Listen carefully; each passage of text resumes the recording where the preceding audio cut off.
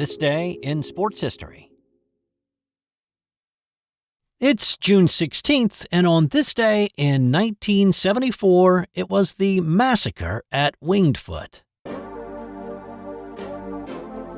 there was a lot of grumbling over the past 7 days about the course difficulty at the U.S. Open at Oakmont, but looking at the scores, it still was not as tough as the conditions and the setup at the 1974 edition.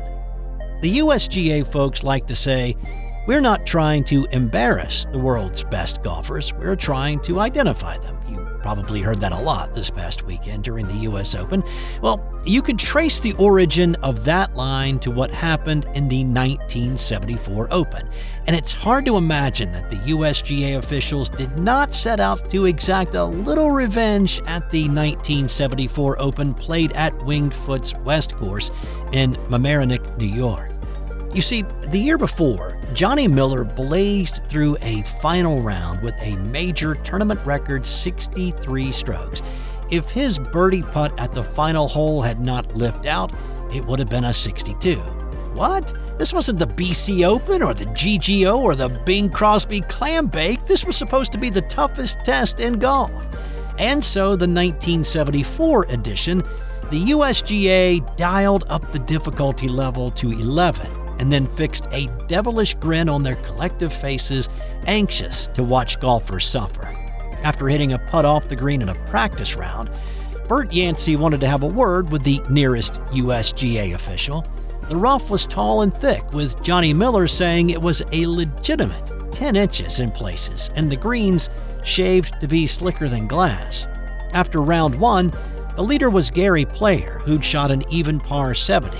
The average score of the day was just north of 78, and reporters sought out Sandy Tatum, who was one of the guys in charge of the course setup, and asked him straight up if the USGA was trying to send a message. Tatum vehemently denied that Miller's 63 had anything to do with the course setup in 74, and then delivered what has now become the tagline of the US Open. After the first round, Hale Irwin was in a gaggle of players 3 shots back. By the end of the second round, Irwin's even par round had moved him up the scoreboard into a tie for first with 3 other guys, a 44-year-old Arnold Palmer, Raymond Floyd, and Gary Player, all major tournament winners. Irwin was still hunting for his first. 2 weeks before the Open, Irwin woke up one morning and he told his wife that he just had a dream that he won the US Open. Now, he didn't tell anybody else about his dream. They'd either think he was crazy or lying or perhaps both. But he just felt like his time had arrived. He had a plan: put the ball in the fairway, keep the ball below the hole on the green, and take what the course gives you. His third round 71 kept him in the mix, but Tom Watson's 69 put him a shot ahead heading into the final round. On Sunday, the conditions were even more intense, but Irwin kept his head down and kept grinding. When he made birdies at 9 and 11, he put a little distance between him and Watson, his playing partner in the final group. But as I mentioned in an earlier episode, this was still the time when there were not scoreboards all over the course. Information was not instantaneous. So in the closing holes, Irwin didn't really know how anybody else was doing and his relationship to them. Standing over a knee knocker of a putt on 17 for par, he felt like he needed to make it in order to win the tournament. It had a serious break of about 1.5 feet, and he drained it. When he was walking up to the 18th tee, a steward told him that he had a 2-shot lead and he was finally able to relax a little bit.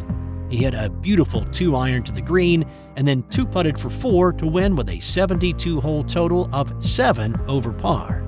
It was the second highest winning score since World War II, and there has not been anything like that since. Tom Watson, who shot a final round 79, finished in a tie for 5th, and he called the 74 Open a monster. Gary Player said it was the toughest test of golf he'd ever seen. Lee Trevino said you had to be lucky or a magician to get the ball close to the hole. Irwin, who went on to win 2 more U.S. Opens, called his 4-day torture fest at Winged Foot the most difficult golf course he ever played. It was the sports writer Dick Schaap that called it the Massacre at Winged Foot, and it seems a fitting moniker for what most still call the most difficult U.S. Open setup of all time. On this day in 1989, it was a mathematical anomaly nearly impossible to fathom, but it actually did happen. At the U.S. Open played that year at Oak Hills Country Club in Pittsford, New York, 4 different golfers aced the same hole in the same round. It was the 167-yard par 3 sixth. Taking advantage of the wet conditions that day, Jerry Pate, Nick Price, Mark Wiebe, and Doug Weaver all hit a 7-iron past the flag and sucked it back into the cup. Now, what are the odds of that, you may be asking?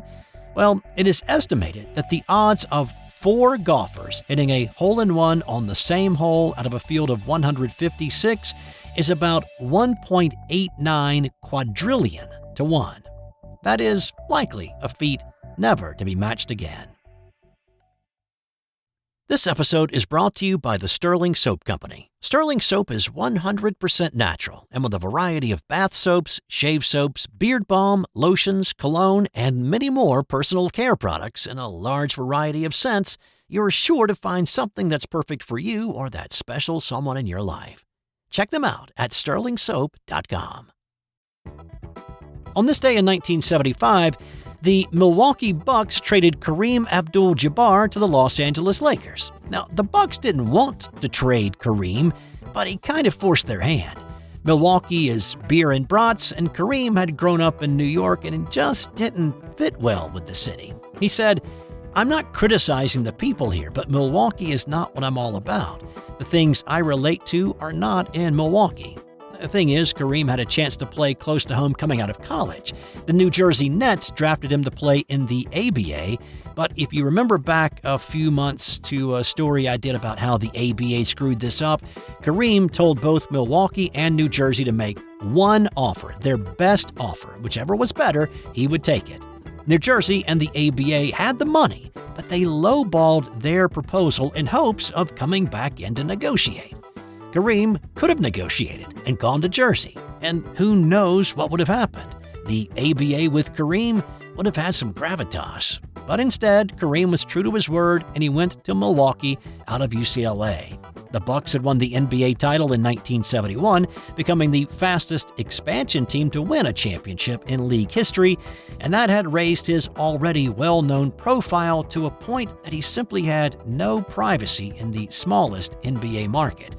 Kareem became more and more reclusive as a result. He also had difficulty finding the things he liked, like good jazz and pursuing his Muslim faith.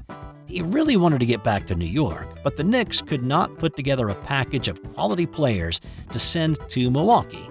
They had plenty of money, but they didn't have a 7-footer that they could part with to compensate the Bucks. So on this day, Milwaukee agreed to a deal with LA, sending Kareem to the West Coast for Elmore Smith, who had been kind of an erratic big man with the Lakers, guard Brian Winters, and their most recent draft picks, Dave Myers, who'd been the 2nd overall pick out of UCLA and may be better known as the brother of Ann Myers, and Junior Bridgman, who'd been the 8th overall pick out of Louisville. Now, Winters turned out to be the best of the 4. He was a 2-time All-Star in his 8 seasons with the Bucks.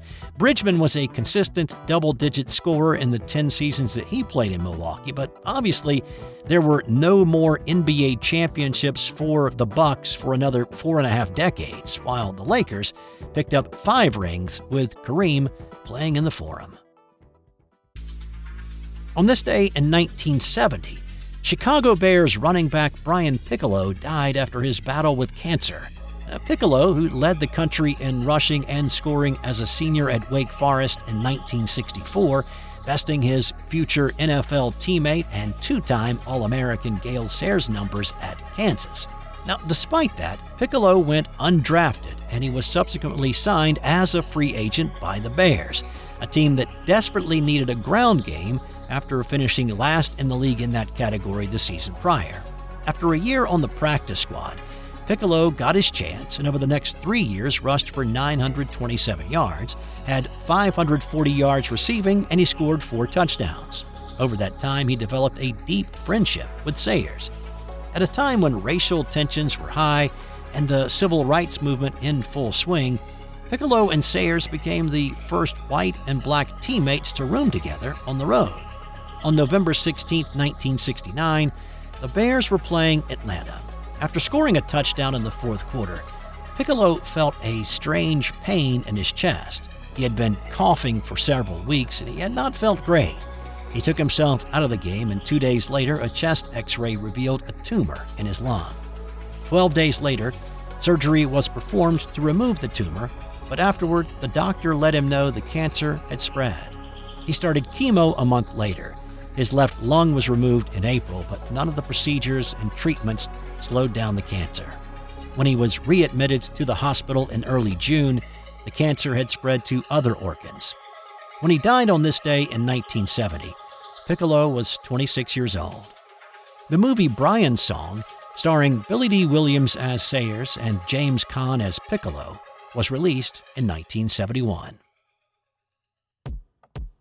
On this day in 1983, it was a boxing scandal that ruined the lives of two fighters. This was an undercard bout to the Roberto Duran-Davey Moore fight held at Madison Square Garden.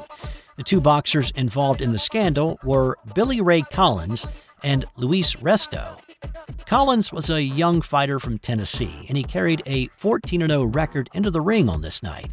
This was his first trip to Madison Square Garden and his first fight on a major stage.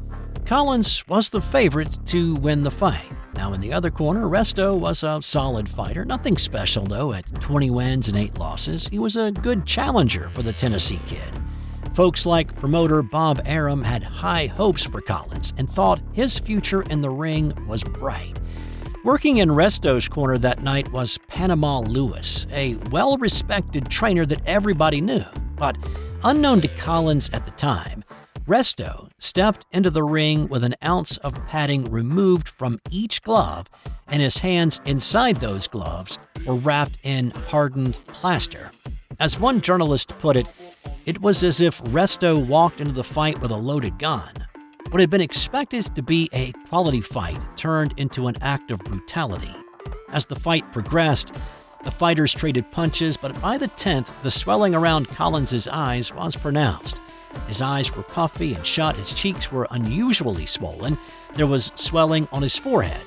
Collins stood in trying to hit what he couldn't see clearly. Resto kept pounding.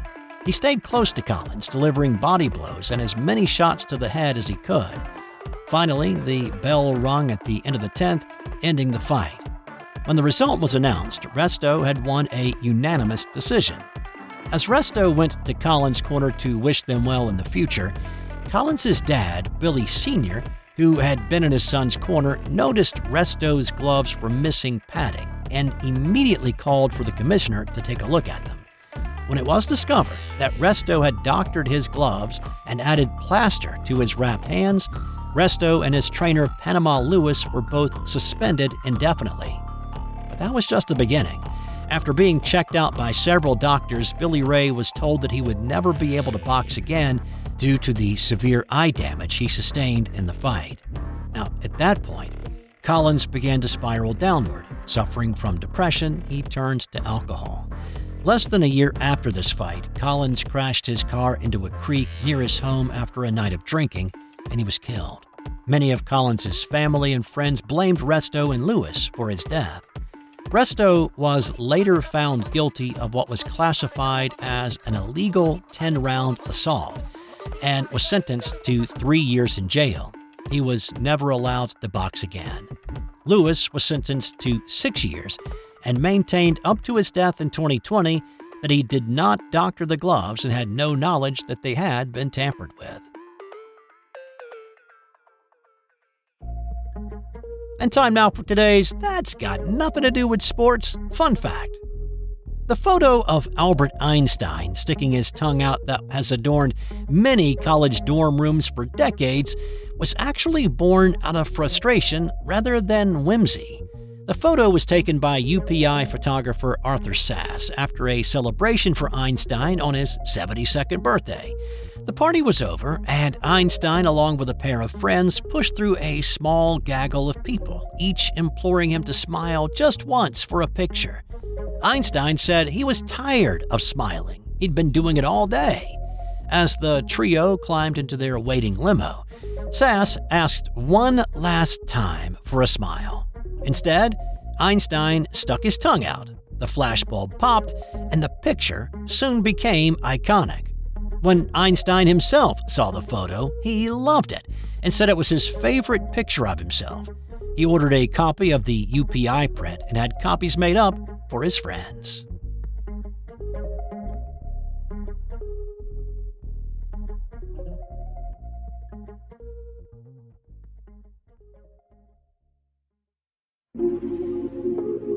This has been an original Thrive Suite production.